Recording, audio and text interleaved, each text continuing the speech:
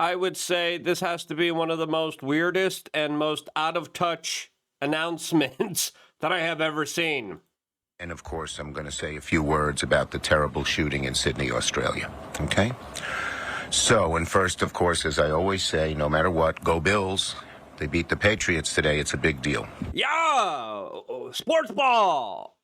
Now let's get to the pressing matter of a horrible. Are you kidding me? Out of touch, insane Democratic politicians that are also acting more insane in Australia, as of course they are now trying to connect radical jihadis to, quote, right-wing extremism. Yep, the stage is being set right now. The talking points are being laid out as the people of Australia that were incredibly let down by the female Marvel-watching police officers who stood by, flailed around, and held on to police cars while not doing anything, are being the ones that are going to be enforcing more stricter laws, making sure that you cannot defend yourself. Lots to get into. Tragic event in Australia affecting, of course, the Jewish community. And it deserves to be talked about in a very serious fashion, since already government isn't waiting for the facts to kind of come in, and they're already trying to be many steps ahead when it comes to using this strategy in order to implement more of their political agenda that, in my own personal opinion, would help create more of these particular moments from unfolding. The debate is definitely very serious online right now, and it couldn't be any more serious with the consequences there being very high. As, listen, a couple people were telling you that something was going to happen. We'll get into all that and a lot more here on this video. We'll see how YouTube treats it. They usually don't treat these videos well, but if you appreciate these types of videos and find them important, subscribe. Click the notification button, as of course we have a lot of very important things to talk about. As it looks like a father and son decided to create one of the most heinous acts on Australian soil, as the two were found to also have, and luckily they were stopped, because there's now reports from police officers there talking about how they also have improvised explosive devices. They had an ISIS flag.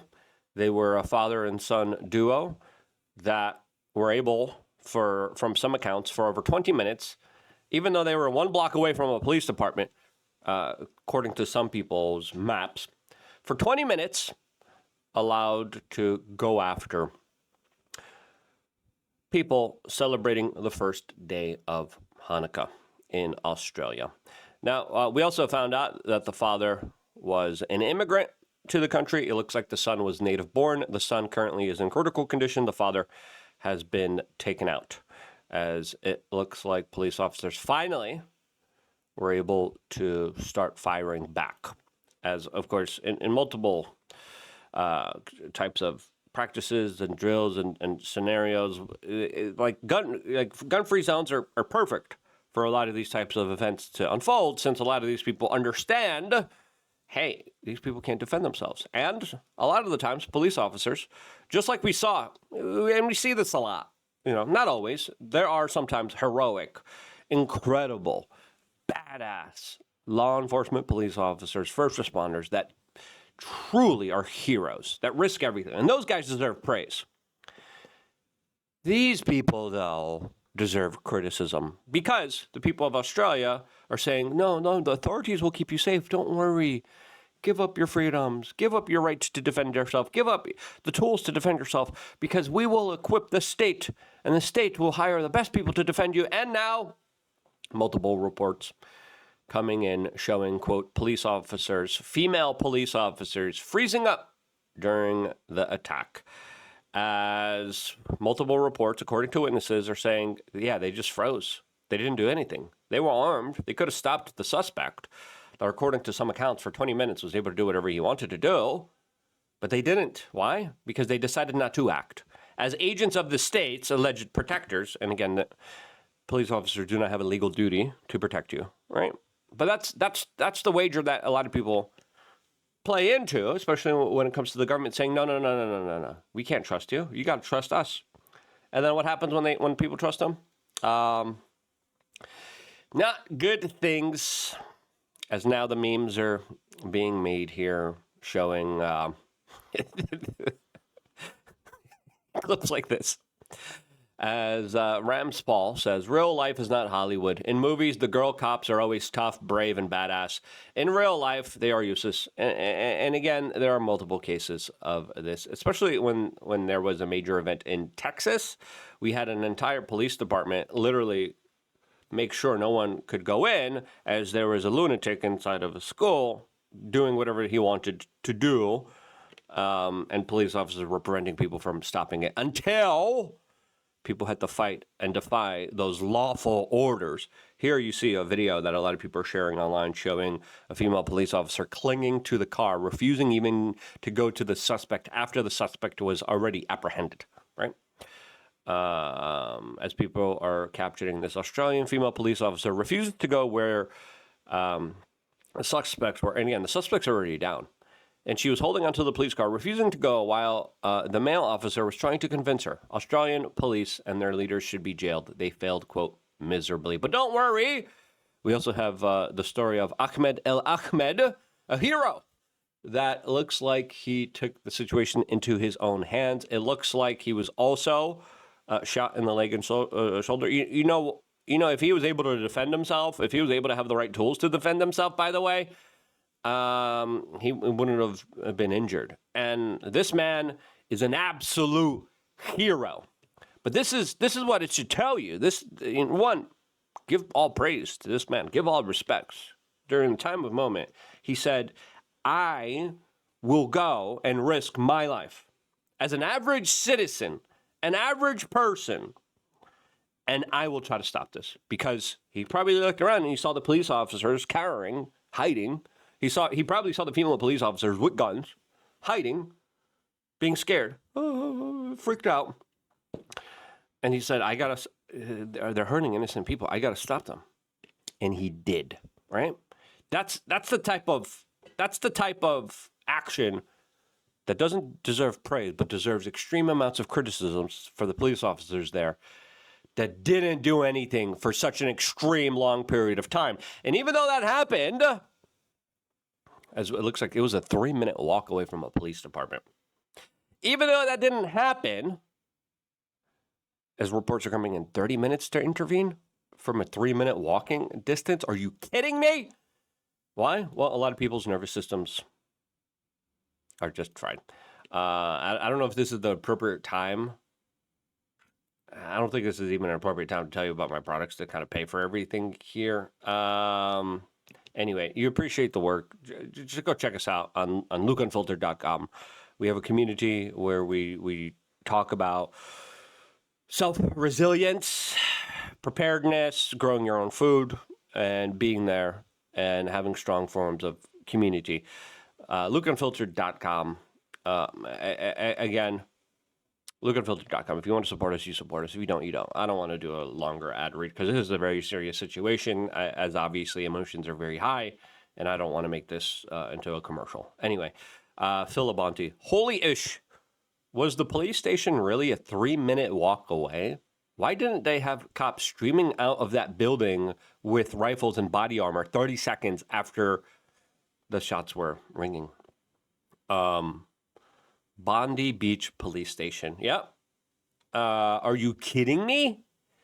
30 minutes to intervene? Random people saying, I got to stop this guy with my bare hands.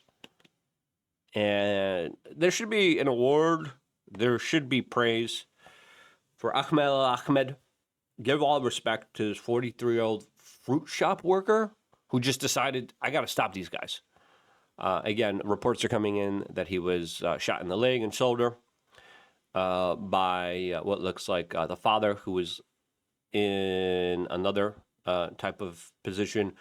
As people are saying, pray for him. Let's pray for surgery, and let's pray for him. Let's pray that he makes it through all of this, since clearly he is the hero from a failed police response that allowed more people to get hurt here and absolutely failed. And people are saying, why did it take more than 10 minutes? Some people say 10 minutes, some people say 20 minutes, some people say 30 minutes. Again, we don't have the full timeline of events. Again, some people are saying 30 minutes, some people 20, 30. I don't know. Some people are saying 10 minutes. As people are saying, they had bolt-action rifles and shotguns.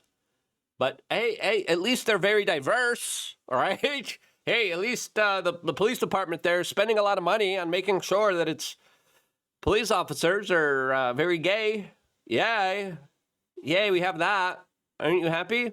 Aren't you happy you have that? Because you're not able to defend yourself. As we're learning now, 15 people have lost their lives. And again, shouts out to that hero, because I can imagine what's going through your head. A lot of people fight or flight. And listen, let's just be real with ourselves. A lot of people are not made for this situation. If you're a police officer and you have horrible fight or flight record, if you have horrible reaction, you should be tested. You should be training. Like, this is stuff that, like, I help train other police officers with. And a lot of them suck. Granted, some of them are good and know exactly what to do and they know the positions. But vast majority of them suck. And I work with them on a one-on-one personal level. Now, granted, I only have a few years' experience doing this, and, I'm still, a beginner, in my own personal opinion. But, my goodness, like, a lot of people, during these type of moments, during these type of scenarios, during these type of simulations, you can test this stuff out. Like, what are you going to do? As right now, we have to understand, Australia has some of the toughest laws against self-defense, while also screaming about how diversity is their strength. But guess what? According to the Prime Minister, these guys that had an ISIS flag and improvised explosive devices, and I think it's pretty clear, motivated by radical Islamic jihadism, that were immigrant. One of them, the father was an immigrant. I think it's pretty fair to say that they're not really aligned with the right wing. But the freaking Prime Minister of Australia just came out and described this attack as the responsibility of right-wing, quote, extremist groups. What? We take ASIO's advice very seriously. We work closely with them. We receive regular updates as well. The Director General of ASIO has warned about a range of threats, be it anti-Semitism, the rise of right-wing extremist groups as well. And we continue to work closely with our security agencies. What? What is this? This is a politician taking advantage of the situation so he can have more political power. And, of course, that's what they're going to be doing here. As, of course, British Broadcasting is reporting Bondi gunman driven by extremism, says Australian PM. Okay, what type of extremism do you want to mention, since he's bringing up right-wing extremism? What kind of extremism is it there, buddy? Can you give me the lowdown? Can you give me the details? Can you tell me exactly what type of extremism they were into? Nope. They're just gonna make it vague. Why? Because now they play this kind of like political weasel type of scenario and situation where they could, of course, come in and take advantage of it. As it's being reported, the father arrived in Australia on a student visa in 1998, which was transferred in 2001 to a partner visa and later resident return visa. Local media reported that both men pledged allegiance to the Islamic State group. Okay, say that, right?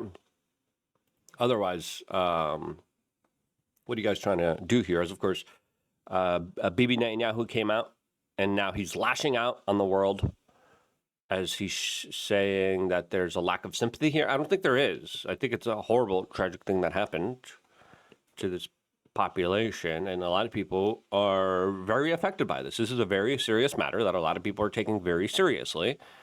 And obviously, we need to have a real, honest discussion about what actually transpired here to fully understand it in order to prevent it from happening ever again.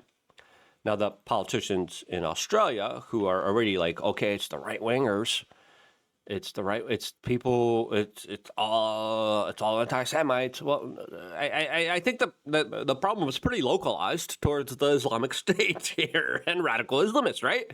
No. They're going to make sure they're going to open it up, and now you're going to see massive political action that probably is going to be abused by these politicians that are going to try to take advantage of this. As we have Mike Lee, a U.S. representative, coming out saying they already banned guns in Australia. So what else are they going to try to ban now? Is they're saying we're going to ban even more. Yep. Here's the prime minister saying it's only going to be tougher now to defend yourself, as you're going to have to rely on officer female breakdance contestant for your personal safety and well-being, which just shows you. Hey, you better hope there's some like brave guy. You better hope there's some toxic masculinity there, because otherwise you're kind of screwed. And I want to conclude finally by saying that the government is prepared to take whatever action is necessary. We're going to prepare to take away your freedoms and liberties and use this tragic event for our own personal benefit in order to make sure that the local population is subjugated by us that much more and reliant on female kangaroo breakdance cop. And that's what you have to rely on. Otherwise, go in with your bare hands. Good luck. Good luck. As, of course, criminals, jihadis, terrorists, they don't comply with laws. Right? They don't. They won't. Included in that is the need for tougher gun laws. And this afternoon at 4 o'clock, I will put on the agenda of the National Cabinet tougher gun laws, including limits on the number of guns that can be used or licensed by individuals. A review. Now, the details are coming out still of how exactly they got their firearms. It does look like, according to the first initial reports, they were legally purchased and registered according to the reports that are coming in right now. And again, we still don't have an official version of events, but for the government, without even fully understanding it, already saying, oh, those right-wingers, ooh, they're extreme. These guys were extreme too. And I'm like, those are polar opposite political spectrum individuals, right? Like, there's a big difference between the two, as the right-wingers have been the ones screaming about radical jihadism and Islamism. And obviously, there's a serious discussion for the Islamic community to have here, as there are a lot of these types of incidences, especially in Western societies, that try to scream and force diversity through strength, which is a little bit of a ridiculous statement, since clearly some people have a hard time integrating into society and still hold on to some very warped radical views that are absolutely not aligned with Western values. Now, that is a very uncomfortable conversation for some, but I think a very important conversation, as other people are saying, look, if someone commits an act of heinous actions like this, you have to, and this is what some people are saying, you have to deport all of their relatives, all their family members, because they are the ones that prevented this, that didn't prevent this from happening. They kind of allowed it. They kind of propelled it. And listen, whatever that discussion leads to, I think it needs to be centered around the facts.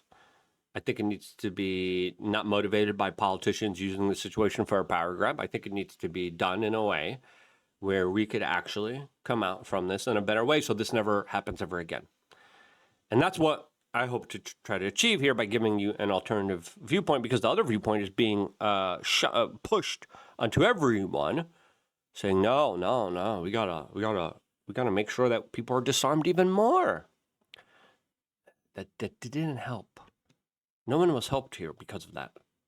Review of licenses over a period of time. People's circumstances change. People can be radicalised over a period of time. Licenses should not be in perpetuity. Now, who radicalized them? How are they radicalized? That's the issue. that is at the heart of all this. And if you really want to stop a lot of these attacks, you talk about how we have to stop a lot of these radicalizations, and that happens with a lot of community work, with a lot of very tough conversations, with a lot of kind of tough actions on the ideologies that are committing and are more likely to commit these type of actions. I know that's uncomfortable for some, but that's just the conversation that we're supposed to have here. Now, listen, there was 2 major events that happened, and Candace was saying something